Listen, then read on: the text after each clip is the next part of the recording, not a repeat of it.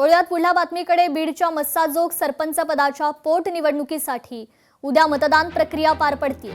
अश्विनी देशमुख विरुद्ध स्वरूपानंद देशमुख अशी ही लढत होतीये. भाऊ बहिणींनी आईसाठी प्रचार केलाय. वैभवी देशमुखांकडून हा प्रचार करण्यात आला, त्यामुळे ग्रामस्थ भावुक झाले.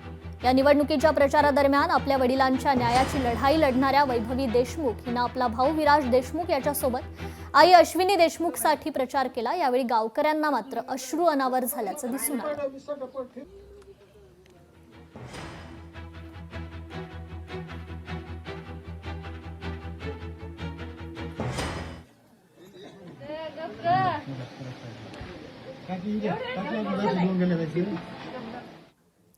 अमरावतीत रेती व्यावसायिकानं आत्मदहनाचा प्रयत्न केलाय. दर्यापूर तहसील कार्यालय परिसरात हा आत्मदहनाचा प्रयत्न झालेला आहे. बेकायदेशीर कारवाई केल्याचा व्यावसायिकाचा आरोप आहे. पोलिसांच्या सतर्कतेमुळे मोठा अनर्थ टळलाय.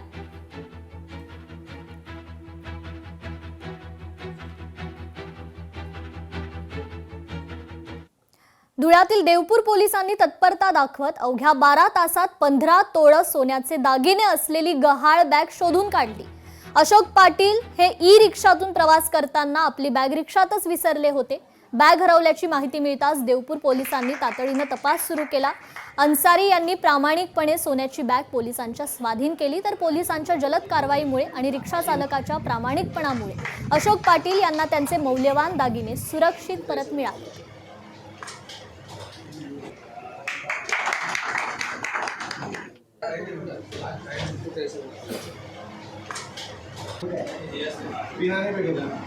तिकीट पट्टी लावता.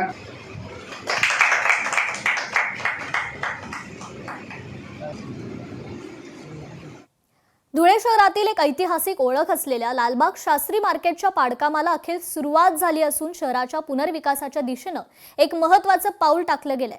सुमारे 100 वर्षांपूर्वी उभारलेलं हे मार्केट धुळेकरांच्या दैनंदिन जीवनाचा एक अविभाज्य भाग होतं. भाजीपाला, किराणा आणि इतर जीवनावश्यक वस्तूंसाठी नागरिकांची इथे मोठी वर्दळ असायची. मात्र गेल्या काही वर्षात इमारतीची अवस्था जीर्ण झाली होती आणि सुरक्षेच्या कारणास्तव प्रशासनाकडून पाडकामाचा आता हा निर्णय घेण्यात आलेला आहे.